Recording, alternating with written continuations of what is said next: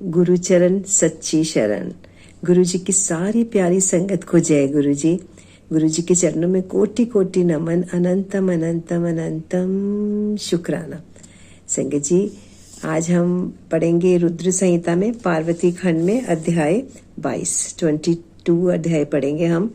और हमने कल फिनिश किए थे जी 20 से 21 अध्याय थे कि आज हमसे गुरु जी क्या पढ़वाते हैं और हमें हमारा क्या क्या कल्याण करते हैं। आइए चलिए गुरु जी से आज्ञा ले ले संगत जी। आइए सब मिलकर बोलते हैं, बड़े भाव से बड़े प्रेम से बोलिए, ओम नमः शिवाय, शिव जी सदा सहाय। ओम नमः शिवाय, गुरु जी सदा सहाय। कोटि कोटि प्रणाम गुरु जी आपके चरणों में। आइए संगत जी स्टार्ट करते हैं अध्याय 22। श्री शिव की आराधना के लिए पार्वती जी की दुष्कर तपस्या। बहुत ही अच्छा प्रसंग चल रहा है संगत जी। जरा भी कोशिश कीजिए, जरा भी मिस ना हो आपसे। ब्रह्मा जी कहते हैं, देव ऋषि, तुम्हारे चले जाने पर प्रफुल्ल चित्त हुई पार्वती ने महादेव जी को तपस्या से ही साध्य माना और तपस्या के लिए मन में निश्चय किया। तब उन्होंने अपनी सखी जया और विजया के साथ पिता हिमाचल और माता मैना से आज्ञा मांगी।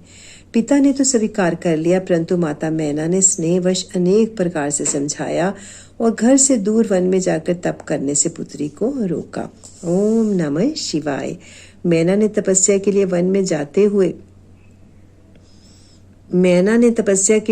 जाने से रोकते हुए माँ बाहर ना जाओ ऐसा कहा, इसलिए उस समय शिवा का नाम उमा हो गया। ओम नमः शिवाय। हे मुने, शैलराज की प्यारी पत्नी मैना ने रोकने से शिवा को दुखी हुई जान अपना विचार बदल दिया और पार्वती को तपस्या के लिए जाने की आज्ञा दे दी। ओम नमः शिवाय। मुनि श्रेष्ठ, माता की आज्ञा पाकर उत्तम व्रत का पालन करने वाली पार्वती ने भगवान शंकर का स्मरण करके अपने मन में बड़े सुख का अनुभव किया। माता पिता को प्रसन्नता पूर्वक प्रणाम करके शिव के स्मरण पूर्वक दोनों सखियों के साथ वे तपस्या करने के लिए चली गईं। अनेक प्रकार के प्रिय वस्त्रों का परित्याग करके पार्वती ने कटी प्रदेश में सुंदर मूंज की मेखला बांध शीघ्र ही वक्कल धारण कर लिए। हार का परिहार करके उत्तम मृग चर्म को हृदय से लगाया। तत्पश्चात वे तपस्या के लिए गंगोत्री तीर्थ की ओर चली। ओम नमः शिवाय। वहां जहां ध्यान लगाते हुए भगवान शंकर ने कामदेव को दग्ध किया था, हिमालय का वह शिखर गंगावतरण के नाम से प्रसिद्ध है। वहीं परम उत्तम श्रृंगी तीर्थ ने पार्वती ने तपस्या प्रारंभ की। गौरी के तप करने से ही उसका गौरी शिखर नाम हो गया। हे मुने, शिवा ने अपने तप की परीक्षा के लिए वहां बहुत से सुंदर एवं पवित्र वृक्ष लगाए जो फल देने वाले थे। सुंदरी पार्वती ने पहले भूमि शुद्ध करके वहां एक वेदी का निर्माण किया। तदंतर ऐसी तपस्या आरंभ की जो मुनियों के लिए भी दुष्कर थी। ओम नमः शिवाय। वे मन सहित संपूर्ण इंद्रियों को शीघ्र ही काबू में कर उस वेदी पर उच्च कोटि की तपस्या करने लगी। ग्रीष्म ऋतु में अपने चारों ओर दिन रात आय जलाए रखकर वे बीच में बैठती और निरंतर पंचाक्षर मंत्र का जप करती रहती थी। ओम नमः शिवाय। वर्षा ऋतु में वेदी पर सुस्थिर आसन में बैठकर अथवा किसी पत्थर की चट्टान पर ही आसन लगाकर वे निरंतर वर्षा की जलधारा से भीगती रहती थी। शीतकाल में निराहार रहकर भगवान शंकर के भजन में तत्पर हो वे सदा शीतल जल के भीतर खड़ी रहती तथा रात भर बर्फ की चट्टानों पर बैठा करती थी। इस प्रकार तप करती हुई पंचाक्षर मंत्र के जप में सगल हो शिवा संपूर्ण मनोवांछित फलों के दाता शिव का ध्यान करती थी। ओम नमः शिवाय। प्रतिदिन अवकाश मिलने पर वे सखियों के साथ अपने लगाए हुए वृक्षों को प्रसन्नता पूर्वक सींचती और वहां पधारे हुए अतिथि का आतिथ्य सत्कार भी करती थी। ओम नमः शिवाय। शुद्ध चित्त वाली पार्वती ने प्रचंड आंधी, कड़ाके की सर्दी, अनेक प्रकार की वर्षा तथा दूसह धूप का भी सेवन किया। ओम नमः शिवाय। उनके ऊपर वहां नाना प्रकार के दुख आए, परंतु उन्होंने उन सब को कुछ नहीं गिना। मुने, वे केवल शिव में मन लगाकर वहां सुस्थिर भाव से खड़ी या बैठी रहती थी। उनका पहला वर्ष फलाहार में बीता और दूसरा वर्ष उन्होंने केवल पत्ते चबाकर बिताया। ओम नमः शिवाय। इस प्रकार तपस्या करती हुई देवी पार्वती ने क्रमशः असंख्य वर्ष व्यतीत कर दिए। तदंतर हिमवान की पुत्री शिवा देवी पत्ते खाना भी छोड़कर सर्वथा निराहार रहने लगी, तो भी तपश्चर्या में उनका अनुराग बढ़ता ही गया। हिमाचल पुत्री शिवा ने भोजन के लिए पर्ण का भी परित्याग कर दिया, इसलिए देवताओं ने उनका नाम अर्पणा रख दिया। ओम नमः शिवाय।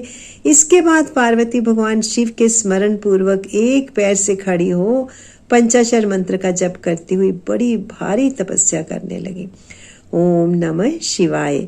उनके अंग चीर और वक्कल से ढके थे, वे मस्तक पर जटाओं का समूह धारण किए रहती थीं। इस प्रकार शिव के चिंतन में लगी हुई पार्वती ने अपनी तपस्या के द्वारा मुनियों को जीत लिया। उस तपोवन में महेश्वर के चिंतन पूर्वक तपस्या करती हुई काली के 3000 वर्ष बीत गए। ओम नमः शिवाय। तदंतर जहां महादेव जी ने 60,000 वर्षों तक तप किया था, उस स्थान पर क्षण भर ठहरकर शिवा देवी इस प्रकार चिंता करने लगी, क्या महादेव जी इस समय यह नहीं जानते कि मैं उनके लिए नियमों के पालन में तत्पर हो तपस्या कर रही हूँ? फिर क्या कारण है कि सुदीर्घ काल से तपस्या में लगी हुई मुझ सेविका के पास वे नहीं आए? ओम नमः शिवाय। लोक में, वेद में मुनियों द्वारा सदा गिरीश की महिमा का गान किया जाता है। सब यही कहते हैं कि भगवान शंकर सर्वज्ञ, सर्वात्मा, सर्वदर्शी, समस्त ऐश्वर्यों के दाता, दिव्य शक्ति संपन्न, सबके मनोभावों को समझने वाले, भक्तों को उनकी अभीष्ट वस्तु देने वाले और सदा समस्त क्लेशों का निवारण करने वाले हैं। यदि मैं समस्त कामनाओं का परित्याग करके भगवान वृषभ ध्वज में अनुरक्त हुई हूँ, तो वे कल्याणकारी भगवान शिव यहाँ मुझ पर प्रसन्न हो। यदि मैंने नारद तंत्रोक्त शिव पंचाक्षर मंत्र का सदा उत्तम भक्ति भाव से विधि पूर्वक जप किया हो, तो भगवान शंकर मुझ पर प्रसन्न हो। ओम नमः शिवाय। यदि मैं सर्वेश्वर शिव की भक्ति से युक्त एवं निर्विकार हूँ, तो भगवान शंकर मुझ पर अत्यंत प्रसन्न हो। ओम नमः शिवाय। इस तरह नित्य चिंतन करती हुई जटा वक्कल धारिणी निर्विकारा पार्वती मुंह नीचे किए हुए सुदीर्घ काल तक तपस्या में लगी रही। उन्होंने ऐसी तपस्या की जो मुनियों के लिए भी दुष्कर थी। ओम नमः शिवाय। वहां उस तपस्या का स्मरण करके पुरुषों को बड़ा विस्मय हुआ। महर्षि पार्वती की तपस्या का दूसरा कोई प्रभाव पड़ा था, उसे भी इस समय सुनो। जगदम्बा पार्वती का यह महान तप परम आश्चर्यजनक था, जो संभवतः एक दूसरे के विरोधी थे। ऐसे प्राणी भी उस आश्रम के पास जाकर उनकी तपस्या के प्रभाव से विरोध रहित हो जाते थे। सिंह और गौ आदि सदा राग आदि दोषों से संयुक्त रहने वाले पशु भी पार्वती के तप की महिमा से वहां परस्पर बाधा नहीं पहुंचाते थे। मुनि श्रेष्ठ इसके अनुरूप अतिरिक्त जो संभावतः एक दूसरे के वैरी हैं, वे चूहे, बिल्ली आदि दूसरे जीव भी उस आश्रम पर कभी रोष आदि विकारों से युक्त नहीं होते थे। ओम नमः शिवाय।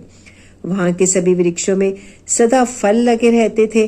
भांति भांति के तृण और विचित्र पुष्प उस वन की शोभा को बढ़ाते थे।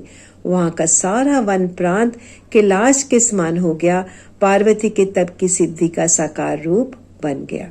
ओम नमः शिवाय। अध्याय 22 की समाप्ति। संगत जी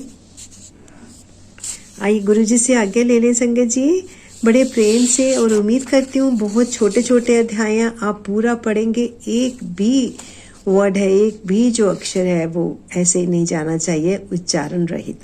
तो आप उच्चारण करते रहिए, बाकी का काम हमारे प्यारे गुरु जी पर छोड़ते हैं। आइए गुरु जी से आज्ञा लेते हैं। ओम नमः शिवाय। शिव जी सदा सहाय। ओम नमः शिवाय। गुरु जी सदा सहाय। तन तन गुरु जी। कोटि कोटि कोटि कोटि कोटि कोटि लक्षों वारी शुक्राना, अनंतम शुक्राना। शुक्राना for everything. Thank you for everything Guru ji, everything. जय गुरु जी।